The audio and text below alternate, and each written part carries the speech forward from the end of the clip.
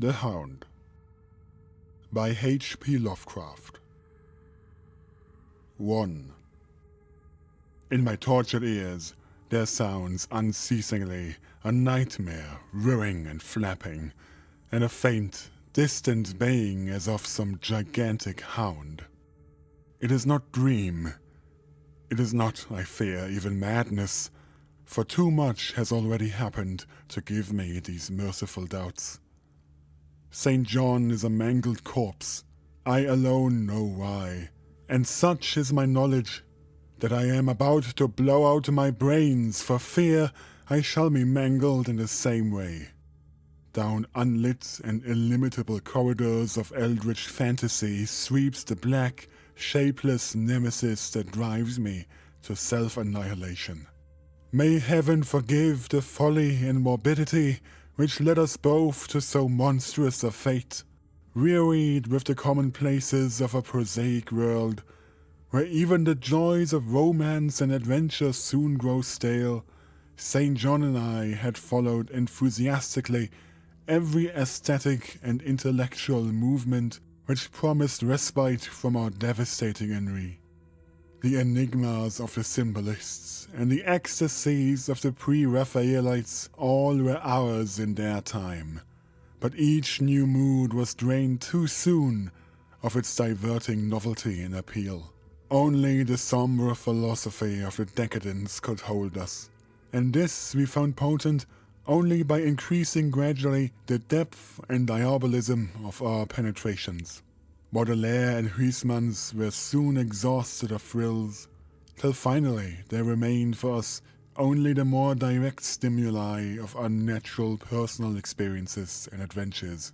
It was this frightful emotional need which led us eventually to that detestable course which even in my present fear I mention with shame and timidity, that hideous extremity of human outrage, the abhorred practice of grave robbing.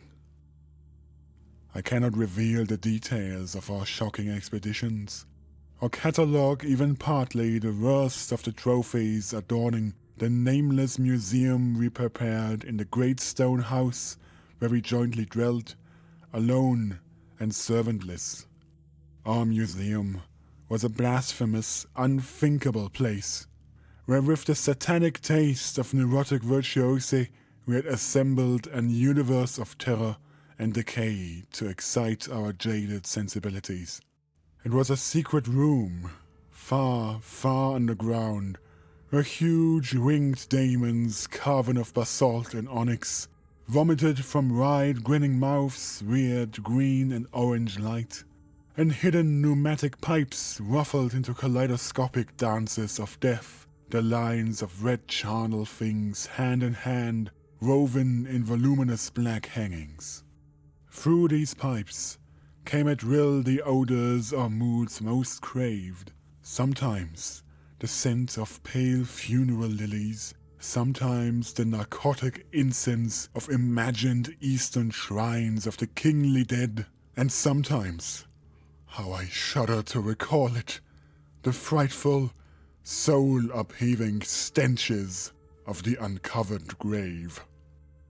Around the walls of this repellent chamber were cases of antique mummies alternating with comely, lifelike bodies perfectly stuffed and cured by the taxidermist's art, and with headstones snatched from the oldest churchyards of the world. Niches here and there contained skulls of all shapes, and heads preserved in various stages of dissolution.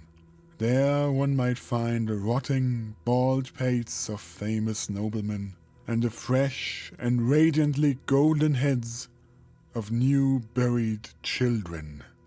Statues and paintings there were, all of fiendish subjects, and some executed by St. John and myself. A locked portfolio, bound and tanned human skin, held certain unknown and unnameable drawings which it was rumored Goya had perpetrated, but dared not acknowledge. There were nauseous musical instruments, stringed, brass and woodwind, on which St. John and I sometimes produced dissonances of exquisite morbidity and cacodemonical ghastliness, whilst in a multitude of inlaid ebony cabinets reposed the most incredible and unimaginable variety of tomb loot ever assembled by human madness and perversity. It is of this loot in particular that I must not speak. Thank God I had the courage to destroy it long before I thought of destroying myself. The predatory excursions on which we collected our unmentionable treasures were always artistically memorable events. We were no vulgar ghouls, but worked only under certain conditions of mood, landscape, environment, weather, season, and moonlight. These pastimes were to us the most exquisite form of aesthetic expression, and we gave their details a fastidious technical care. An inappropriate hour, a jarring lighting effect, or a clumsy manipulation of the damn sod would almost totally destroy for us that ecstatic titillation which followed the exhumation of some ominous, grinning secret of the earth. Our quest for novel scenes and piquant conditions was feverish and insatiate. St. John was always the leader, and he it was who led the way at last to that mocking, that accursed spot which brought us our hideous and inevitable doom. By what malign fatality were we lured to that terrible Holland churchyard?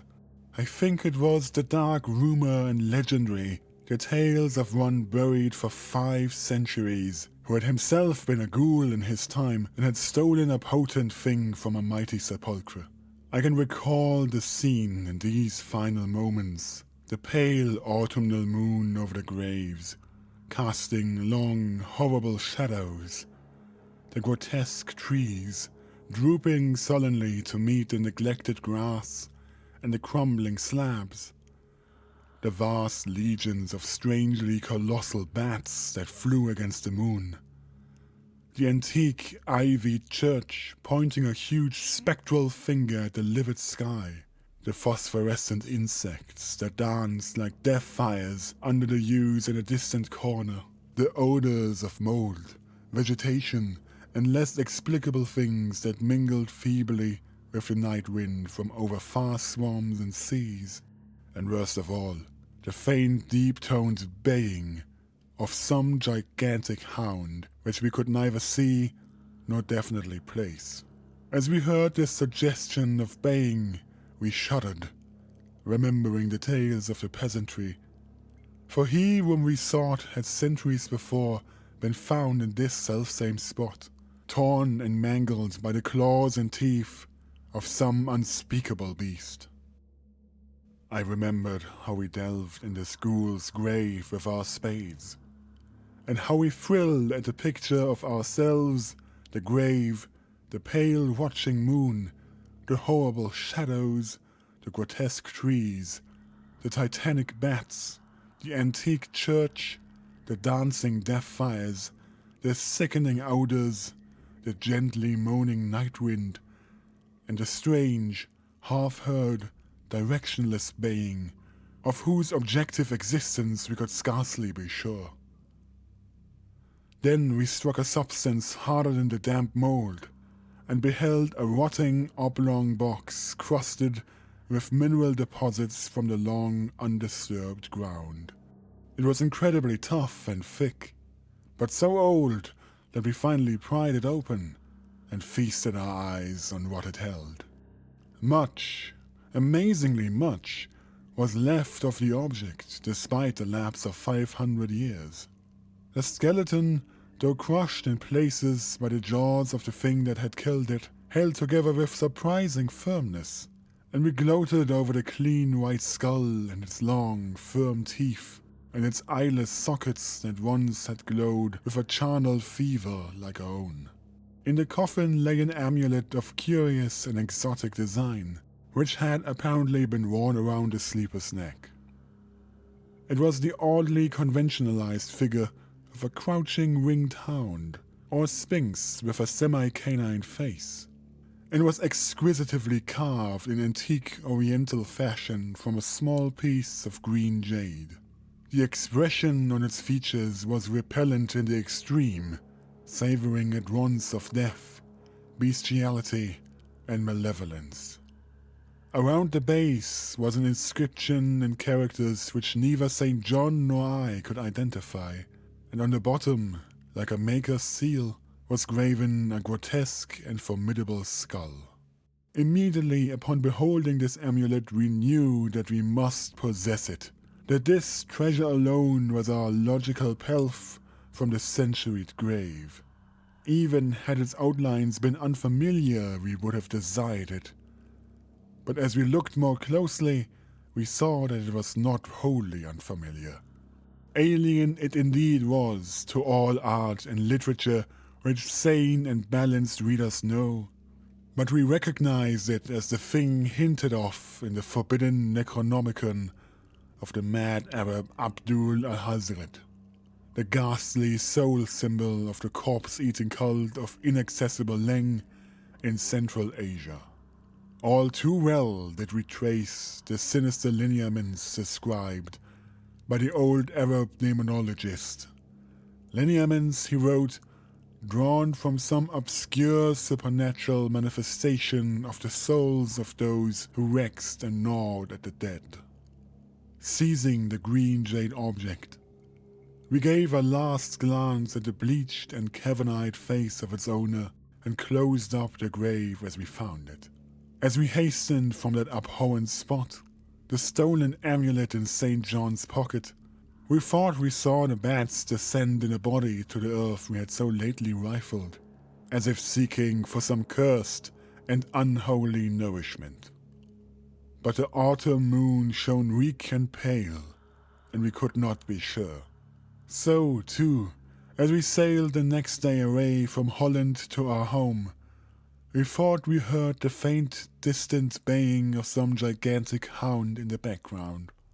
But the autumn wind moaned sad and wan, and we could not be sure. 2. Less than a week after our return to England, strange things began to happen.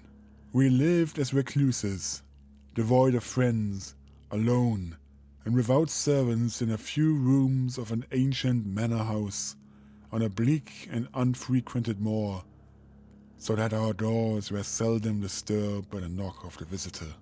Now, however, we were troubled by what seemed to be frequent fumblings in the night. Not only around the doors, but around the windows also, upper as well as lower. Once we fancied that a large, opaque body darkened the library window when the moon was shining against it, and another time we thought we heard a whirring or flapping sound not far off. On each occasion, investigation revealed nothing, and we began to ascribe the occurrences to imagination alone, that same curiously disturbed imagination which still prolonged in our ears the faint, far baying we thought we had heard in the Holland churchyard. The jade amulet now reposed in a niche in our museum, and sometimes we burned strangely scented candles before it. We read much in Al-Hazred's Necronomicon about its properties, and about the relation of ghoul souls to the objects it symbolized, and were disturbed by what we read. Then terror came. On the night of September 24, 19-, I heard a knock at my chamber door. Fancying it St. John's, I bade the knocker enter, but was answered only by a shrill laugh. There was no one in the corridor. When I aroused St. John from his sleep, he professed entire ignorance of the event and became as worried as I. It was that night that the faint, distant baying over the moor became to us a certain and dreaded reality. 4 days later, whilst we were both in the hidden museum, there came a low, cautious scratching at a single door which led to the secret library staircase. Our alarm was now divided, for besides our fear of the unknown, we had always entertained a dread that our grisly collection might be discovered. Extinguishing all lights, we proceeded to the door and threw it suddenly open, whereupon we felt an unaccountable rush of air, and heard as if receding far away a queer combination of rustling, tittering, and articulate chatter. Whether we were mad, dreaming, or in our senses, we did not try to determine. We only realized, with the blackest of apprehensions, that the apparently disembodied chatter was beyond a doubt in the Dutch language. After that, we lived in growing horror and fascination. Mostly we held to the theory that we were jointly going mad from a life of unnatural excitements, but sometimes it pleased us more to dramatize ourselves as the victims of some creeping and appalling doom. Bizarre manifestations were now too frequent to count. Our lonely house was seemingly alive with the presence of some malign being whose nature we could not guess. And every night the demoniac baying rolled over the windswept moor, always louder and louder. On October 29th, we found in the soft earth underneath the library window a series of footprints utterly impossible to describe. They were as baffling as the hordes of great bats which haunted the old manor house in unprecedented and increasing numbers. The horror reached a culmination on November 18th, when St. John, walking home after dark from the distant railway station, was seized by some frightful carnivorous thing and torn to ribbons. His screams had reached the house, and I had hastened to the terrible scene in time to hear a whir of wings and see a vague black, cloudy thing silhouetted against the rising moon. My friend was dying when I spoke to him, and he could not answer coherently. All he could do was to whisper, "The amulet! That damned thing!" Then he collapsed, an inert mass of mangled flesh. I buried him the next midnight in one of our neglected gardens, and mumbled over his body one of the devilish rituals he had loved in life. And as I pronounced the last demoniac sentence, I heard afar on the moor the faint baying of some gigantic hound. The moon was up, but I dared not look at it.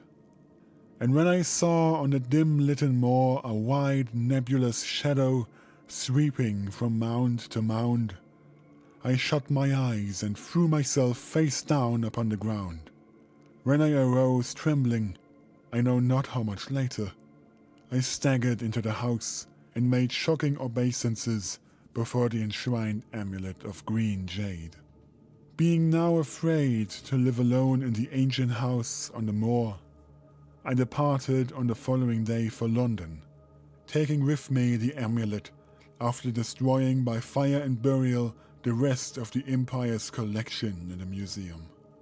But after 3 nights I heard the baying again, and before a week was over, felt strange eyes upon me whenever it was dark. One evening, as I strolled on Victoria Embankment for some needed air, I saw a black shape obscure one of the reflections of the lamps in the water. A wind stronger than the night wind rushed by, and I knew that what had befallen St. John must soon befall me. The next day, I carefully wrapped the green jade amulet and sailed for Holland. What mercy I might gain by returning the thing to its silent, sleeping owner, I knew not, but I felt that I must at least try any step conceivably logical. What the hound was, and why it pursued me, were questions still vague. But I had first heard the baying in that ancient churchyard, and every subsequent event, including St. John's dying whisper, had served to connect the curse with the stealing of the amulet. Accordingly, I sank into the nethermost abysses of despair when, at an inn in Rotterdam, I discovered that thieves had despoiled me of the sole means of salvation. The baying was loud that evening, and in the morning I read of a nameless deed in the vilest quarter of the city. The rabble were in terror, for upon an evil tenement had fallen a red death beyond the foulest previous crime of the neighborhood. In a squalid thieves' den, an entire family had been torn to shreds by an unknown thing which left no trace, and those around had heard all night, above the usual clamor of drunken voices, a faint, deep, insistent note as of a gigantic hound. So at last I stood again in that unwholesome churchyard, where a pale winter moon cast hideous shadows, and leafless trees dropped sullenly to meet the withered, frosty grass and cracking slabs, and the ivied church pointed a jeering finger at the unfriendly sky, and the night wind howled maniacally from over frozen swamps and frigid seas. The baying was very faint now, and it ceased altogether as I approached the ancient grave I had once violated, and frightened away an abnormally large horde of bats which had been hovering curiously around it. I know not why I went thither, unless to pray, or gibber out insane pleas and apologies to the calm right thing that lay within. But, whatever my reason, I attacked the half-frozen sod with a desperation partly mine and partly that of a dominating will outside myself. Excavation was much easier than I expected, though at one point I encountered a queer interruption, when a lean vulture darted down out of the cold sky and pecked frantically at the grave earth until I killed him with a blow of my spade. Finally, I reached the rotting oblong box and removed the damp nitrous cover. This is the last rational act I ever performed. For crouched within that centuried coffin, embraced by a close-packed nightmare retinue of huge, sinewy, sleeping bats, was the bony thing my friend and I had robbed. Not clean and placid as we had seen it then, but covered with caked blood and shreds of alien flesh and hair, and leering sentiently at me with phosphorescent sockets and sharp and sanguine fangs, yawning twistedly in mockery of my inevitable doom. And when it gave from those grinning jaws a deep, sardonic bay as of some gigantic hound, and I saw that it held in its gory, filthy claw the lost and fateful amulet of green jade, I merely screamed and ran away idiotically, my screams soon dissolving into peals of hysterical laughter. Madness rides the star wind, claws and teeth sharpened on centuries of corpses, dripping death astride a bacchanal of bats from night-black ruins of buried temples of Belial. Now, as the baying of that dead, fleshless monstrosity grows louder and louder, and the stealthy whirring and flapping of those accursed rep rings circles closer and closer, I shall seek with my revolver the oblivion which is my only refuge from the unnamed and unnameable.